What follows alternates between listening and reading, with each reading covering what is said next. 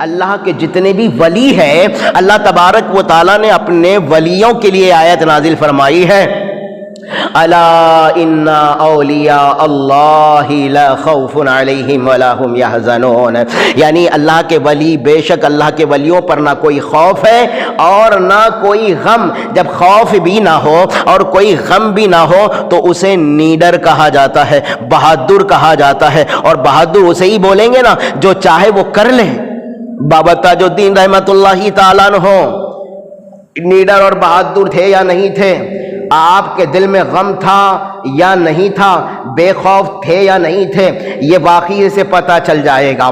آؤ اس سے پہلے کہ میں اپنے سیرت شاہپور کی مثال آپ کو دے دوں، اگر مثال کے طور پر سمجھ جائیے، کوئی سیرت شاہپور کے 1 سے 2 آدمی آ جائیں اور کہیں کہ نجیب اللہ ہماری دعوت کرو یا ہمیں خرچہ کرو، تو میں اپنی اوقات کے حساب سے، اپنی طاقت کے حساب سے ہاں بھروں گا۔ لیکن اگر ہم کوئی رئیس کے در پر چلے جائیں، کوئی پیسے والے کے در پر چلے جائیں اور اس سے یہ کہہ دیں کہ بھائی ہمیں خرچہ کرو، ہماری دعوت کرو، تو وہ اپنے حساب سے کرے گا، اپنے دولت کے انداز میں کرے گا۔ پتہ یہ چلا کہ ہم ایک غریب کے پاس جاتے ہیں تو وہ اپنی طاقت سے دعوت کرے گا، امیر کے پاس جاتے ہیں وہ اپنی طاقت کے حساب سے یعنی کہ دعوت کرے گا۔ تو دیکھو اللہ والے غریب نہیں ہوتے ہیں، غریب کو نوازنے والے ہوتے ہیں۔ حضرت بابا تاج الدین رحمت اللہ تعالیٰ عنہ کی شان پر قربان جائیں، کہا یہ جاتا ہے کہ آپ یعنی کہ گورنمنٹ کے آدمی تھے لیکن نوکری کو چھوڑ دیا گیا۔ حالات ایسے آنے لگے بابا تاج الدین رحمت اللہ تعالیٰ عنہ پر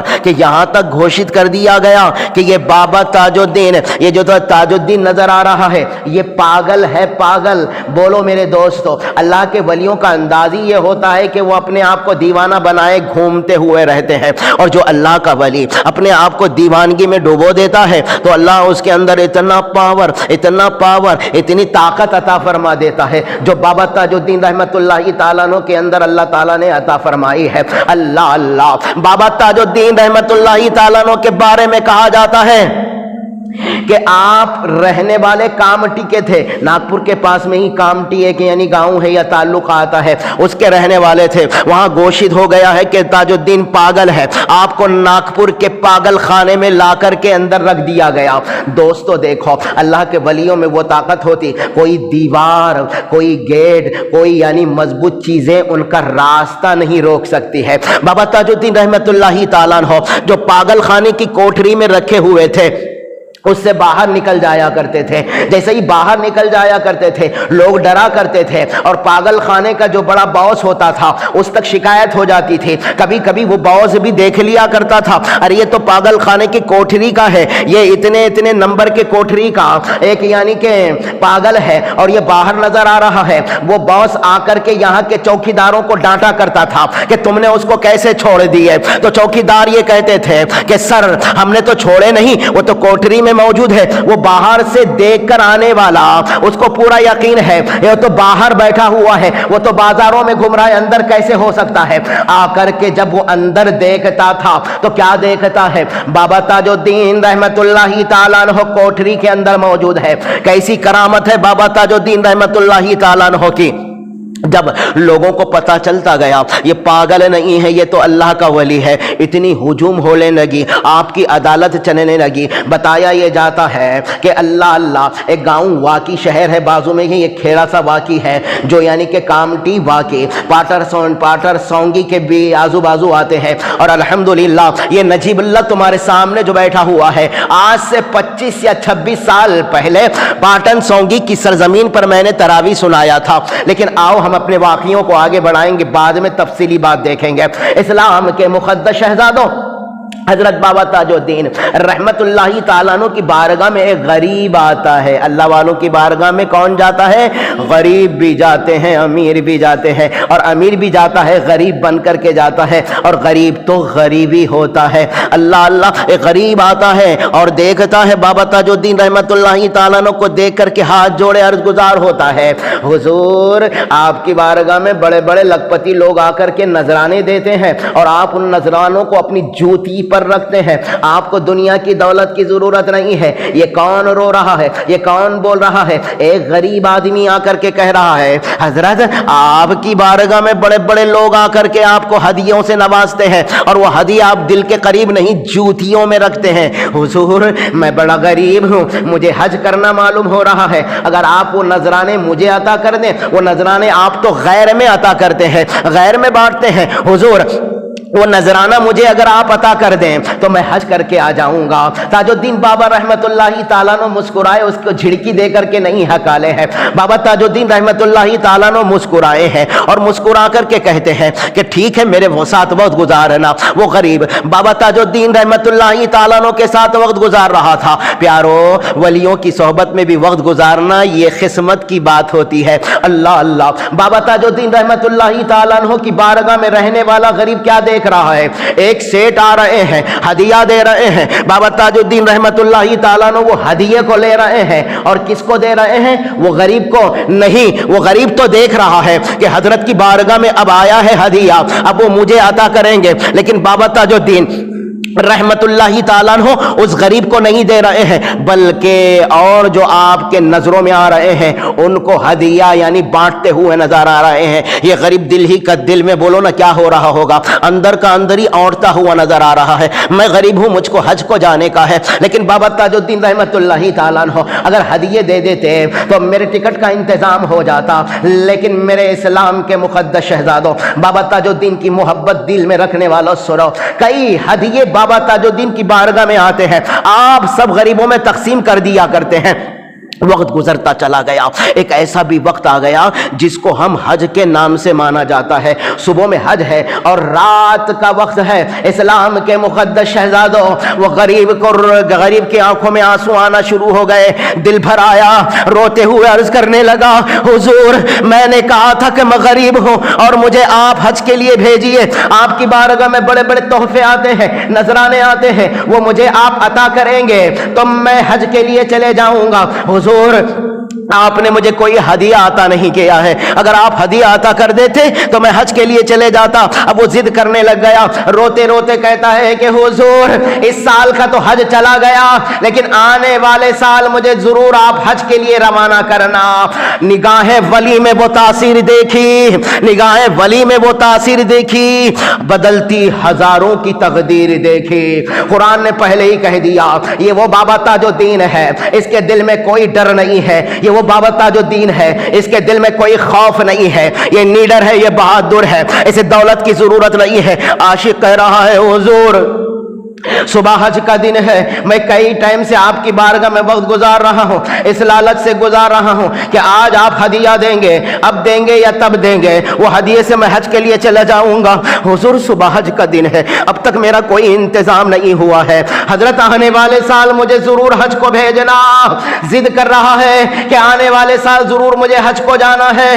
بابا تاج الدین رحمت اللہ تعالیٰ عنہ مسکراتے ہیں، مسکرانا ہوتا ہی ہے کہ وہ عاشق آپ کے قدموں پر گر جاتا ہے۔ پھر بابا تاج الدین رحمت اللہ تعالیٰ عنہ مسکراتے مسکراتے اس عاشق کے پیٹھ پہ بابا تاج الدین نے اپنا ہاتھ مارا۔ ہاتھ مارنا ہی تھا کہ وہ عاشق اپنے آپ کو کہاں پا رہا ہے؟ جہاں حج کا میدان ہے، عرفات کا میدان ہے، اور اپنے جسم پر احرام باندھا ہوا ہے۔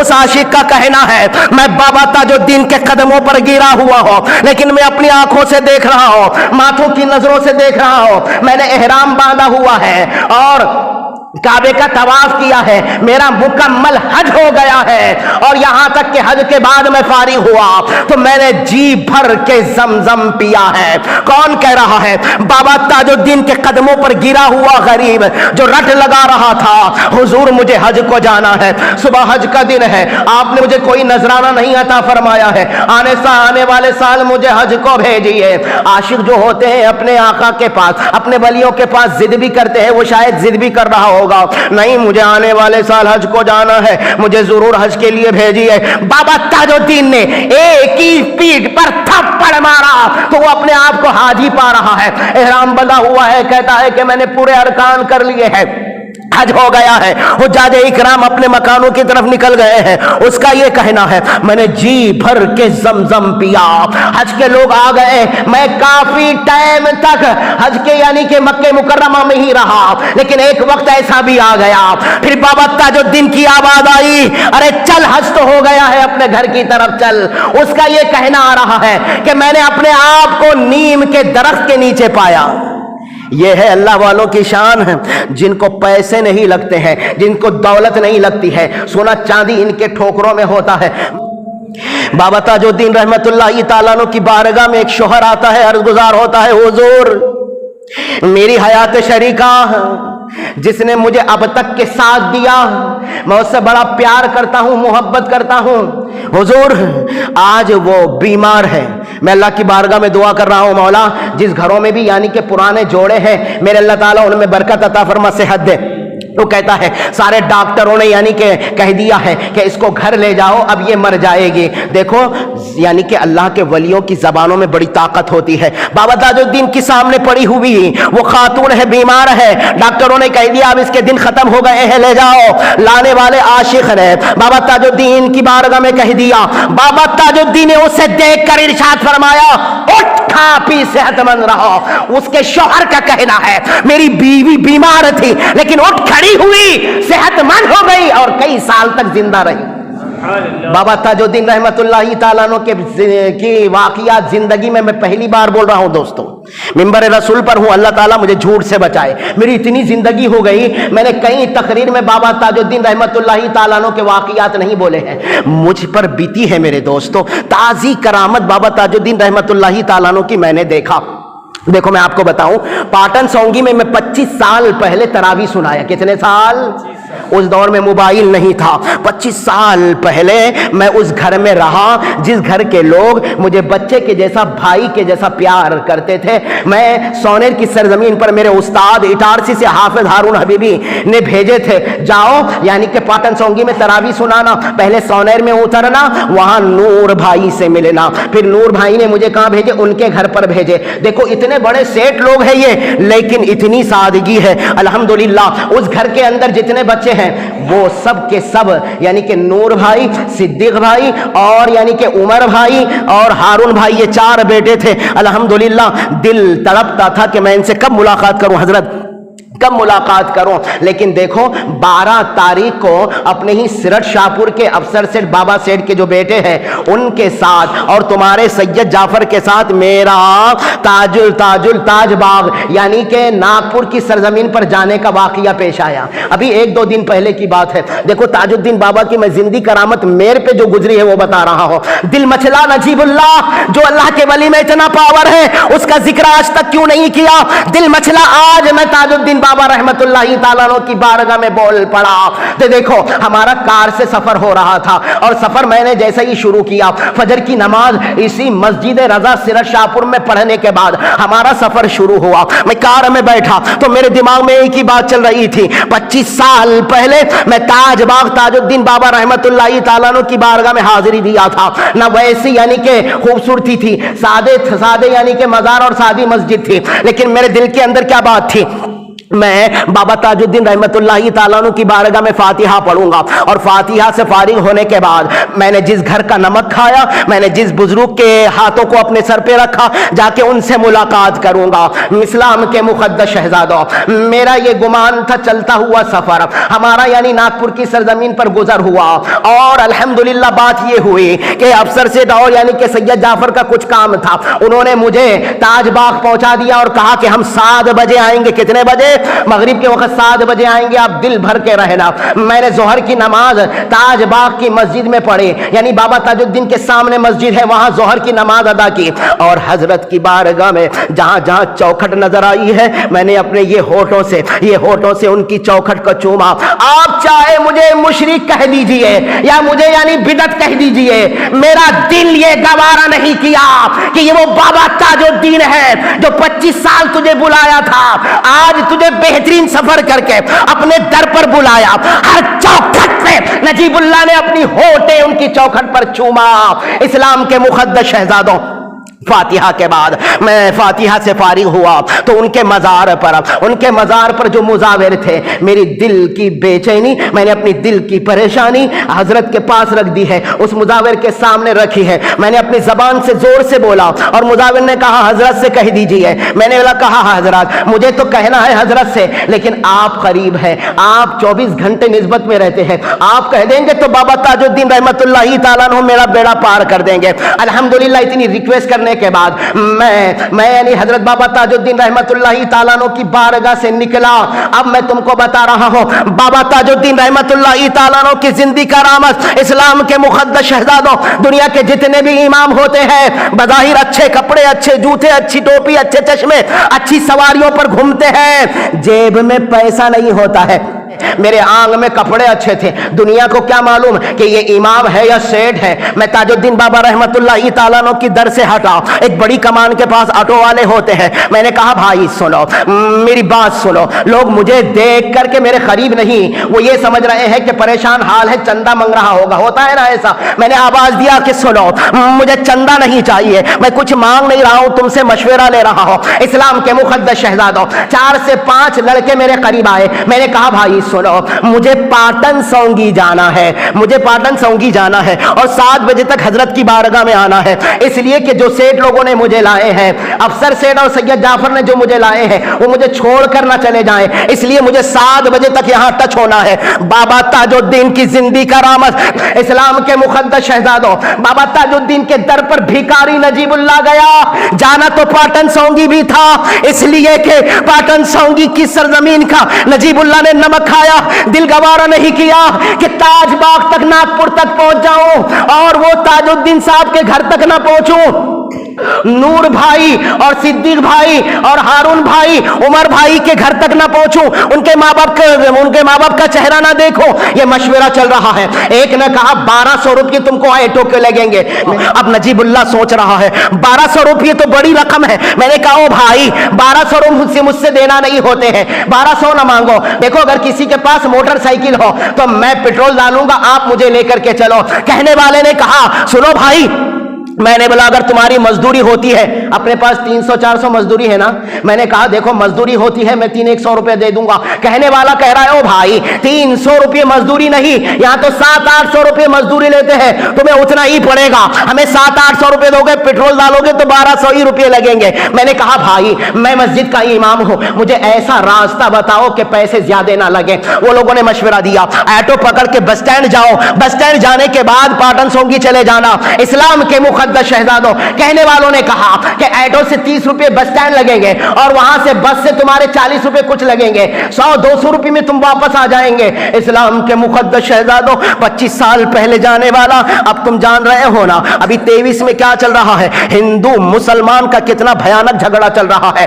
अगर ये नजीबुल्लाह की आवाज पूरे सिरत शाहपुर सुन रहे हो तो बिल्कुल सुनना और लिख करके रखना। नजीबुल्लाह हिंदू धर्म के लोगों पर उंगली नहीं उठा रहा है, लेकिन आज का माहौल तुम्हें मैं बता रहा हूं।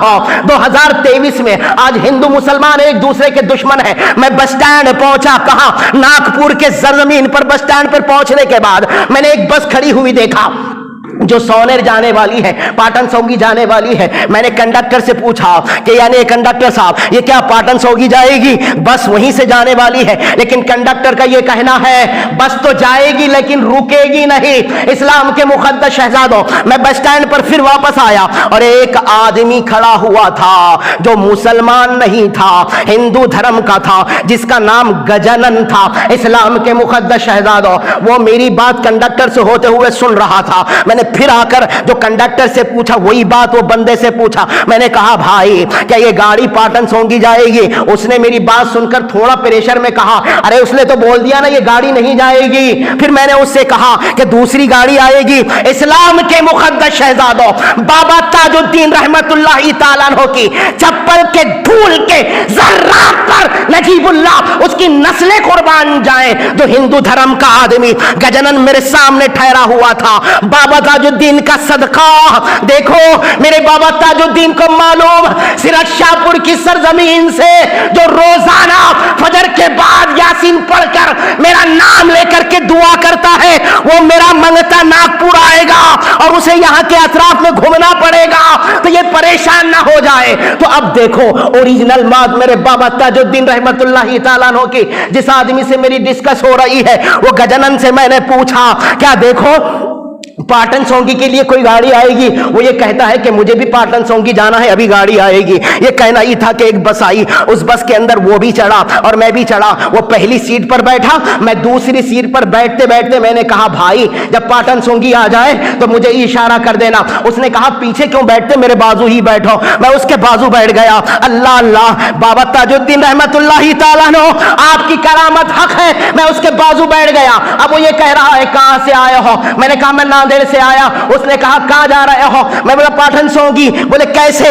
मैं बोला 25 साल पहले मैंने वहां तरावी सुनाई थी, बस उन लोगों से मैं मिलने के लिए जा रहा हूं। अब वो मुझे पहचानते नहीं मालूम, लेकिन दिल ने गवारा नहीं किया। इतने करीब आया, जिसका नमक खाया सलाम तो कर ले प्यारे, बस सलाम की नीयत से जा रहा हूं। इस्लाम के मुक़द्दस शहजादों, बात दिमाग में बिठा लीजिए, अगर कोई मुसलमान मेरी मदद करता तो दुनिया ये कहती मस्जिद का इमाम है, दाढ़ी टोपी वाला है, मदद करा होगा मुसलमान ने मदद किया है। लेकिन बाबा ताजुद्दीन के पावर का अंदाजा लगाइए। वो मेरे बाजू बैठा हुआ कह रहा है अगर मैं अपन बाइक से जाएंगे तो मैं 2-3 जगहें तुमको घुमा लूंगा।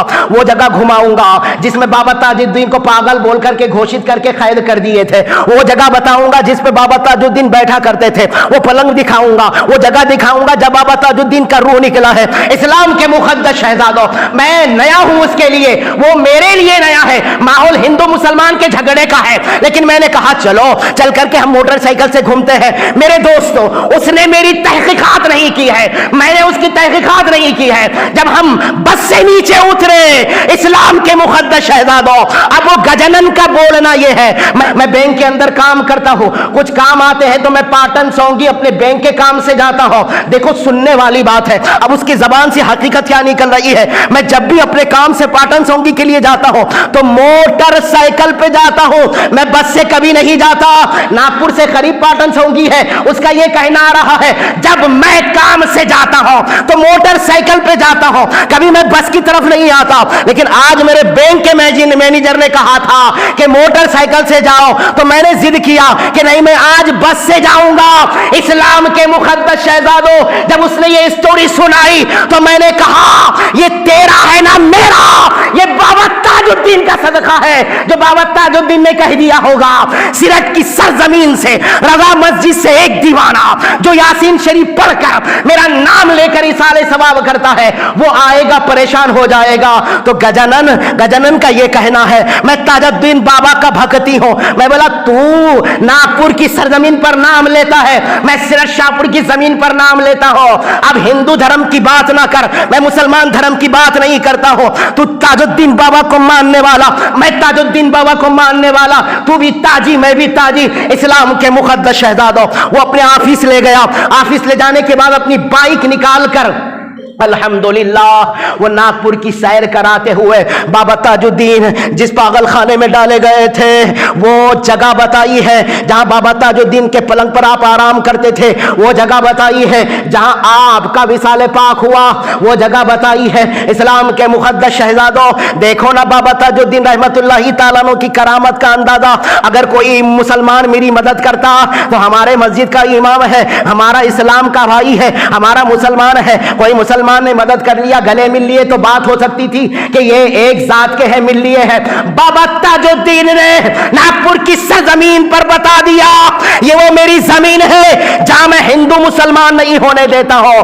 और ये वाकये से मुझे पता चला कि मेरी रहनुमाई और मुझे लेके घूमने वाला कोई मुसलमान नहीं, एक हिंदू धर्म का गजानन जिसने मुझे पाटन सोंगी की सरजमीन पर भी ले गया। अल्हम्दुलिल्लाह, मैंने जिस घर का नमक खाया, इस्लाम के मुक़द्दस शहजादों, थोड़ी देर बात की लेकिन दिल इतना टूटा।